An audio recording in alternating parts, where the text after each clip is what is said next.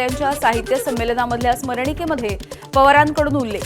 वारकरी संप्रदायामध्ये 60% लोकांची मांडणी, धर्मांध शक्तींना बळ देणारी शरद पवारांची माहिती.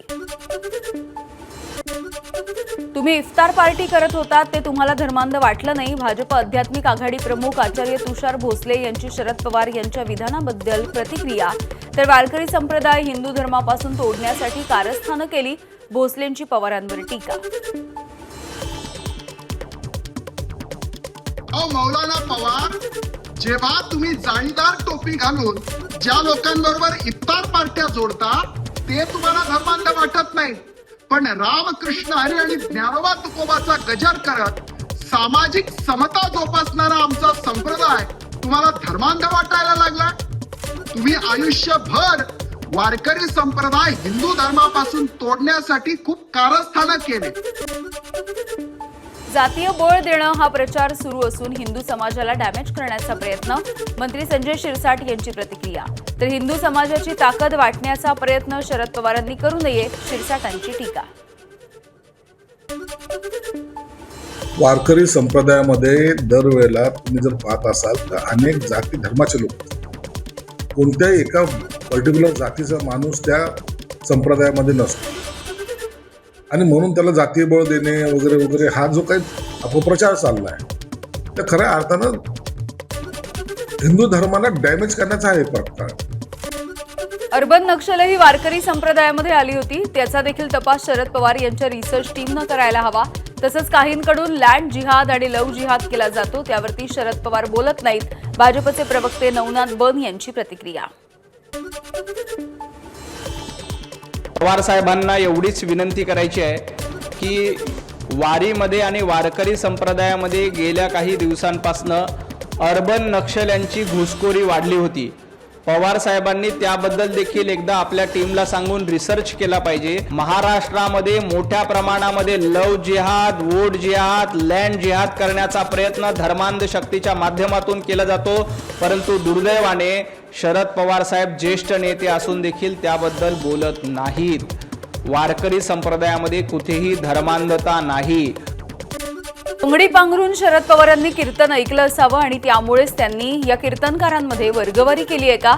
वारकरी साहित्य परिषदेचे अध्यक्ष विठ्ठल पाटील यांची शरद पवार यांच्या वक्तव्यावरती टीका. शरद पवारांनी मान्य केलेलं आहे की आजपर्यंतची कीर्तनकारांची भूमिका आणि आत्ताची भूमिका हे कधी कीर्तन ऐकले माहीत नाही. कदाचित ते घोंगडं वगैरे पांघरून समाजात मागं गर्दीत बसून चोरून कीर्तन ऐकत असतील आजपर्यंत, कारण त्यांनी पूर्वीची आणि आत्ताची प्रतवारी केलेली आहे आणि त्यांनी लवकर यादी जाहीर करावी. वारकरी संप्रदायामध्ये प्रतिगामी लोकांची घुसखोरी झाल्याचं मत शरद पवार यांनी व्यक्त केलं. वारकरी संप्रदायाकडून शरद पवार यांच्या विधानाचा निषेध. विश्व वारकरी सेना शरद पवार यांच्या मताशी असहमत. साहेब, वारकरी संप्रदायाने आजपर्यंत अंधश्रद्धा निर्मूलनाचं कार्य केलेलं आहे. कारण की आम्हाला ज्ञानोबाने तुकोबाने शिकवून दिलेली आहे, 900 कन्यापुत्र होती त्याने काय करणे लागे पती. वारकरी संप्रदायाने आजपर्यंत एवढंच कार्य केलेलं आहे, सर्व धर्मांना सामावून घेण्याचं. यारे यारे लहान थोर याती भलत्या नारी नर. पण जर हिंदू धर्मावर कोणी जर आघात करत असेल तर त्याची गैर नाही. वारकरी संप्रदाय हा ज्ञानोबा तुकोबांच्या विचारांनी परिपूर्ण आहे. कितीही विष कालवण्याचा प्रयत्न केला तरीही फरक पडणार नाही. शरद पवार यांच्या वारकरी संप्रदायावरच्या भूमिकेवरती या संप्रदायामधून तीव्र पडसाद. सगळ्या धर्मातल्या माणसाला एकत्र घेऊन चालण्याचं काम जर कोण करत असेल तर तो वारकरी संप्रदाय करतो. त्याच्यामुळं हे कुठेतरी एक दिशाभूल करणे की पुरोगामी विचाराचे प्रतिगामी विचार याचा संबंधच येत नाही वारकरी संप्रदायामध्ये. की त्यांनी कीर्तनावर भाष्य केलेलं आहे, कीर्तनकारांच्या यादीवर भाष्य केलेलं आहे आणि कीर्तनकार धर्मांध पुरोगामी वगैरे त्यांनी सांगितलेलं आहे. 60-40% प्रतवारी केली. ती यादी तेवढी त्यांनी लवकर जाहीर करावी म्हणजे आम्हालाही कळेल की कुठल्या कीर्तनकाराला समाजात बोलवलं पाहिजे आणि कुठल्या नको. नाशिकमधल्या नामांकित आयटी कंपनीमधील लैंगिक अत्याचार आणि धर्मांतरणाच्या प्रकरणाची चौकशी केंद्रीय तपास यंत्रणांकडून होण्याची शक्यता. NIA, ATS सोबतच CBI या तिन्ही यंत्रणांना SIT कडून माहिती. या प्रकरणामागे मोठं रॅकेट असल्याचा संशय.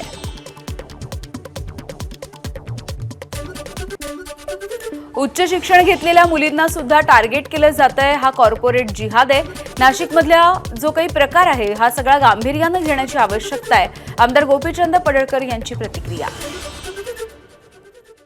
नाशिकमधलं जे प्रकरण समोर आलेलं आहे, IT सेक्टरमध्ये उच्च शिक्षण घेतलेल्या मुलींना सुद्धा टार्गेट केलंय.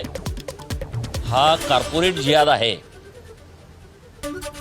नाशिकमध्ये जो प्रकार घडला आहे तो अत्यंत गांभीर्यानं घेण्याची आवश्यकता आहे. बोंधू अशोक खरातच्या प्रकरणामध्ये मोठी कारवाई करण्यात आली. खरात आणि त्याची पत्नी कल्पना खरात यांची 3 बँक खाती ईडीनं सील केल्याची सूत्रांची माहिती आहे. बनावट अधिकारी दाखवून लोकांकडून पैसे उकळल्याचा आरोप आहे. नाशिकसह पुणे, मुंबई, अहिल्यानगरमधल्या खात्यांची देखील तपासणी. इतरांचं भविष्य सांगणाऱ्या बोंधू अशोक खरातला स्वतःचं भवितव्यच कळेनासं झालंय. मी इथून बाहेर पडेल असं वाटत नाही. माझं मरण इथेच आहे. चौकशीच्या दरम्यान खरातची प्रतिक्रिया. अशोक खरातवरती आतापर्यंत 15 गुन्हे दाखल आहेत. 3ऱ्या गुन्ह्यामध्ये खरातची चौकशी सुरू आहे. मंत्री छगन भुजबळ हेलिकॉप्टर अपघातामधून थोडक्यात बचावले. भुजबळांच्या हेलिकॉप्टर प्रवासाच्या दरम्यान पायलटकडून गंभीर चूक झाली आहे. हेलिकॉप्टर हेलिपॅडवरती लँड न करता गाड्यांच्या पार्किंगमध्ये त्याने लँड केलंय. या सगळ्याविषयी माहिती घेऊन तात्काळ चौकशी करायला सांगेन. मंत्री छगन भुजबळ यांच्या हेलिकॉप्टर अपघातावरती मुख्यमंत्री देवेंद्र फडणवीस यांची प्रतिक्रिया. मी निश्चितपणे हे चेक करेन. मला आता त्याची कल्पना नाही, त्यामुळे बोलू शकणार नाही, पण निश्चित तात्काळ या संदर्भातील चौकशी मी करेन. हेलिकॉप्टर अचानकपणे एका पार्किंगमध्ये उतरवण्यात आल्याची बाब ही अत्यंत गंभीर आहे. आमदार रोहित पवार यांची पोस्ट. तर महत्त्वाच्या व्यक्तींनी प्रवास करत असताना काळजी घ्यायला हवी, रोहित पवार यांचं आवाहन.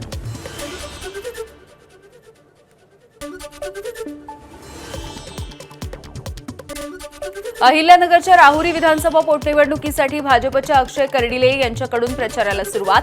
पहिल्या टप्प्यामध्ये अक्षय कर्डिलेंचा गावभेट दौरा. अहिल्यानगरच्या राहुरी विधानसभा पोटनिवडणुकीची रणधुमाळी. भाजपकडून 40 स्टार प्रचारकांना प्रचारासाठी उतरवण्याचा निर्णय. तर भाजपच्या स्टार प्रचारकांनी राहुरीमध्ये येऊन नाचक्की करू नये. शरद पवार यांच्या राष्ट्रवादीचे उमेदवार गोविंद मोकाटे यांची टीका.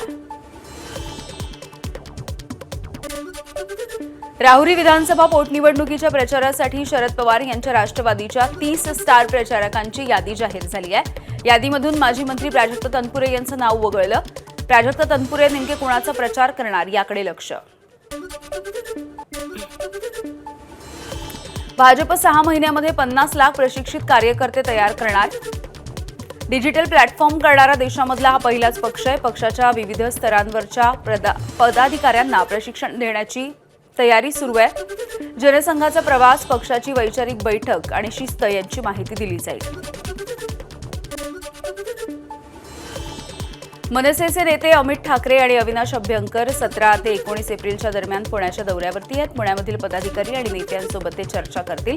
संघटनेची घडी कशी बसवायची याविषयी देखील चर्चा होणार आहे. मराठी येत नसेल तर रिक्षा चालकांचं लायसन्स रद्द होणार आहे. 1 मे पासून थेट कारवाई केली जाईल. परिवहन मंत्री प्रताप सरनाईक यांची माहिती. रिक्षा चालकांना मराठी येणं बंधनकारक, सरनाईक यांचे आदेश. लायसन्स देत असताना, बॅच देत असताना, परमिट देत असताना त्यामध्ये अटच आहे की तुम्हाला जर परमिट दिलं जातं महाराष्ट्रामध्ये प्रवासी वाहतूक करण्याची, तर तुम्हाला मराठी येणं अनिवार्य आहे. जर अशा पद्धतीचं चुकीच्या पद्धतीनं कुणाला जर परवाने दिले असेल तर त्याचे परवाने सुद्धा वेळप्रसंगी आम्ही रद्द करू. पण प्रत्येक रिक्षा चालकाला परमिट देत असताना मराठी येणं अनिवार्य आहे. काशीगाव मेट्रो स्थानकावरती अपुऱ्या सुविधांमुळे प्रवाशांची तीव्र नाराजी. परिवहन मंत्री प्रताप सरनाईक यांनी इथल्या मेट्रोच्या कामाची पाहणी केली आहे. पार्किंगची समस्या सोडवण्याची सरनाईक यांची ग्वाही आणि त्यांनी प्रवाशांच्या समस्या देखील जाणून घेतल्या. चंद्रपूर महानगरपालिकेमध्ये सत्ताधारी असलेले भाजपचे नगरसेवक रॉबिन विश्वास स्वतः नालेसफाईसाठी नालीमध्ये उतरलेत. नालेसफाई होत नसल्यामुळे नागरिकांच्या तक्रारी आहेत. मजूर मिळत नसल्यामुळे नालेसफाई होत नसल्याचा प्रशासनाचा दावा. नालेसफाई न झाल्यास नाल्यामधली घाण महानगरपालिकेमध्ये टाकण्याचा इशारा. भारताला आत्मनिर्भर करण्यासाठी डिफेन्स न्यूक्लिअर एरोस्पेस कॉरिडॉर हा उभारण्याचा केंद्र सरकारचा निर्णय आहे. नागपूर जिल्ह्यामधल्या सावनेरमध्ये डिफेन्स कॉरिडॉर विकसित केला जाणार आहे. 2721 हेक्टर भूसंपादनाला मंजुरी. जळगावच्या शिरसोली रोडवरती हिंदू सिंधू तीर्थस्थळ उभारलं जाईल. भगवान श्रीरामाची 101 फुटांची झुलेलाल भगवान यांची भव्य मूर्ती तसंच हिंगलाज मातेची मूर्ती देखील या ठिकाणी असेल आणि हे मंदिर साकारलं जाईल. झुलेलाल साई मानव संस्थेचे अध्यक्ष नीरज जेसवानी यांची माहिती. लगभग 6 एकड़ में ये मंदिर बनने वाला है और लगभग हमारी कोशिश ये है कि 2 से 3 साल में ये मंदिर पूरा किया जाए. पूरे देश में सिंधी समाज के लिए गुरुकुल नहीं है, तो हम लोग यहाँ पे गुरुकुल बना रहे हैं जहाँ पे बच्चों को जो स्कूल में शिक्षा नहीं मिलती है वो गुरुकुल में आके पढ़ेंगे और उनको ज्ञान दिया जाएगा. महात्मा फुलेंचं मूळ गाव असलेल्या पुण्याच्या पुरंदर तालुक्यामधल्या खानवडीमध्ये सीबीएसई अभ्यासक्रम असलेल्या पहिल्या शाळेचं उद्घाटन. मुख्यमंत्र्यांच्या हस्ते या शाळेचं उद्घाटन झालंय. क्रिस्टल इंडिया संस्थेतर्फे शाळेची उभारणी. समाज सुधारक आणि शिक्षण प्रणेते महात्मा फुलेंना पुणेकरांकडून अभिवादन. महात्मा फुले यांच्या जयंतीच्या निमित्तानं फुले वाड्यामध्ये देखील पुणेकरांची मोठी गर्दी.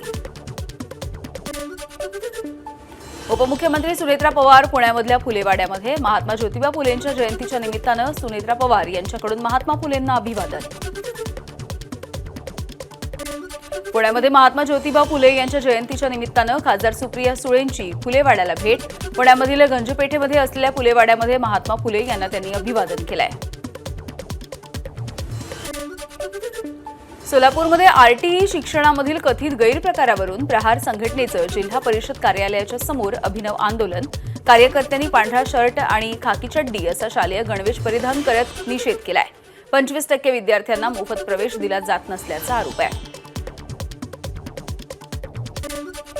हिंगोली, नांदेड, परभणी, यवतमाळ, वाशिम या जिल्ह्यामध्ये भूकंपाचे सौम्य धक्के जाणवले. 4.7 रिश्टर स्केलचा भूकंप आला होता. हिंगोली जिल्ह्यामधल्या वसमत येथील पांगरा शिंदे गाव हे भूकंपाचं केंद्रबिंदू आहे. हिंगोली जिल्ह्यामध्ये भूकंपाचे सौम्य धक्के जाणवले. आज सकाळी 8:47 सुमारास हे भूकंपाचे धक्के जाणवले. अनेक गावांमधल्या घरांमध्ये ठेवलेली भांडी आणि वस्तू या जमिनीवरती कोसळल्या. अनेकांच्या घराला तडे देखील गेलेले आहेत. हिंगोली जिल्ह्यामध्ये भूकंपाचे धक्के जाणवलेले आहेत. भूकंपामुळे काही घरांचं नुकसान झालंय. मातीची घरं तर पडली आहेत तर कच्च्या घरांना भेगा पडल्यात. घरावरचे पत्रे हे जमिनीवरती कोसळले आहेत.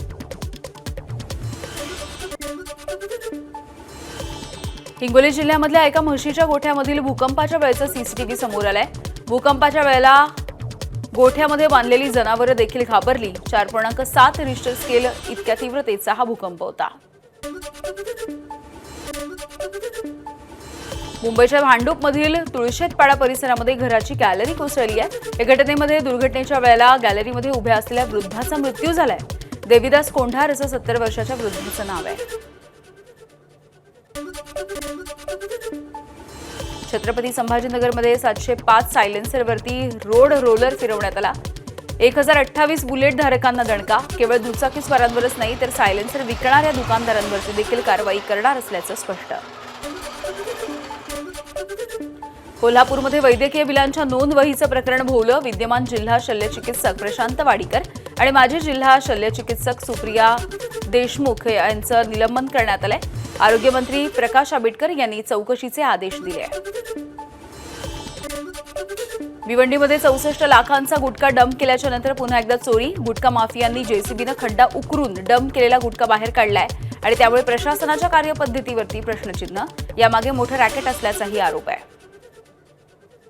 या ठिकाणी काही गुटख्याची गाडी या ठिकाणी पकडलेली आहे. तर आपल्या महाराष्ट्रामध्ये खऱ्या अर्थाने जर गुटखा बंद आहे आणि माननीय महाराष्ट्राचे मुख्यमंत्री विधानसभेमध्ये देखील सांगतात की जे गुटखा माफिया आहेत त्यांच्यावरती कारवाई झाली पाहिजे, त्यांच्यावरती असे खटले दाखल झाले पाहिजे, त्यांना जामीन देखील झाला नाही पाहिजे. परंतु असे जर प्रकार घडत असतील तर चुकीचं आहे.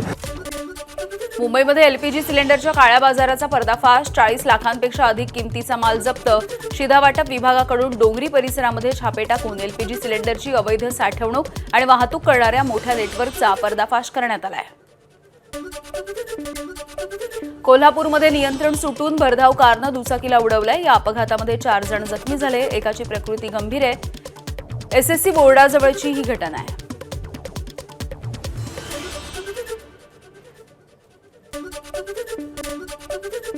मीरा भाईंदरमध्ये इंद्रलोक फेज 4 इथल्या झोपडपट्टीमध्ये सिलेंडरचा स्फोट झालाय.